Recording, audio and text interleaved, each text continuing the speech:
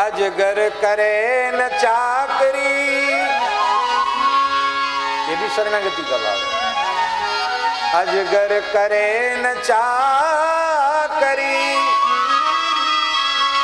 पंछी करे न काम, दास मलूका यूं कहे सबके दातार।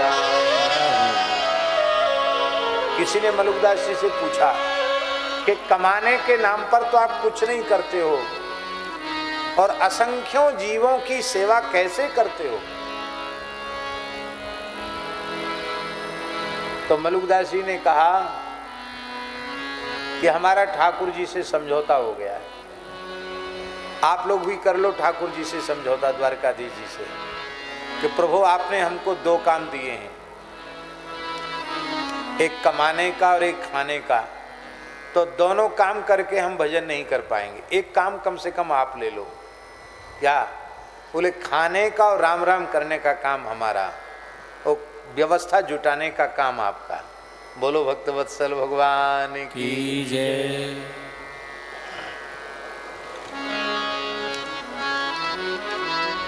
इसी को एक साखी में मलुकदास जी ने कहा, रहूं भरोसे राम के, रहूं भरोसे राम के, बणिजे कबहू न जाऊं। उद्योग करने नहीं जाता, व्यापार करने नहीं जाता। दास मलूका यूं कहे हरि बिड़वे में खाऊं। ठाकुर जी कमाएं और हम खाएं।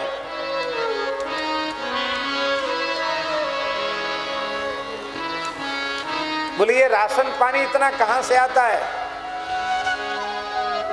बहुत प्यारी बात।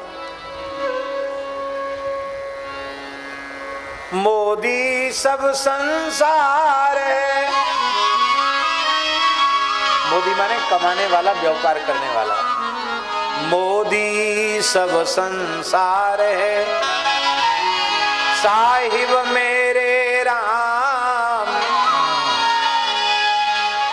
संसार मोदी है और राजाधिराज श्री द्वारकाधीश हैं, राजाधिराज श्री रामचंद्र भगवान हैं।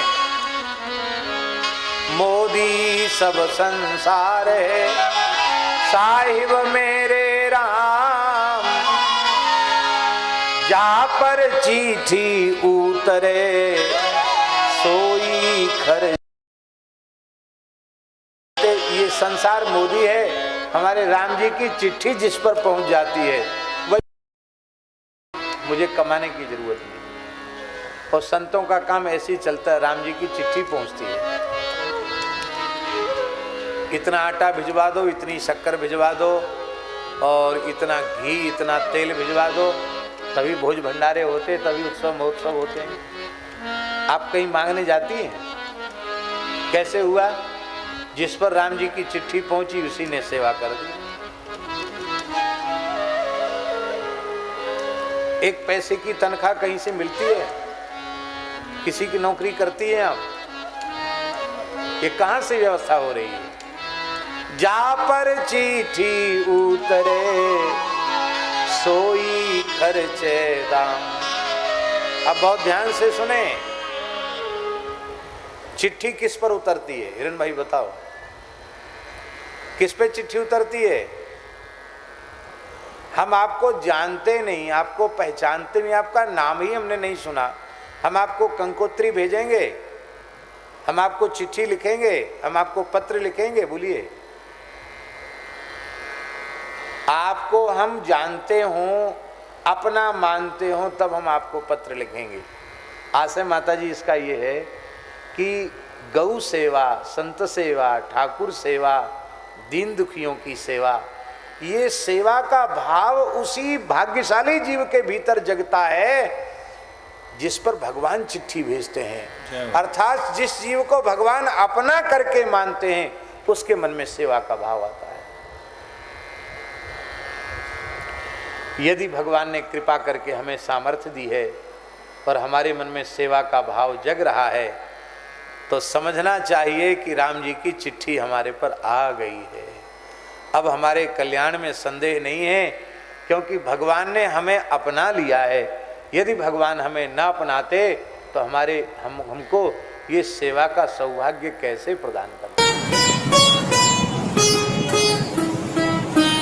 श्री सीताराम प्रतिदिन सत्संग एवं दर्शन के लिए श्री महाराज जी के ऑफिशियल चैनल को जरूर सब्सक्राइब करें।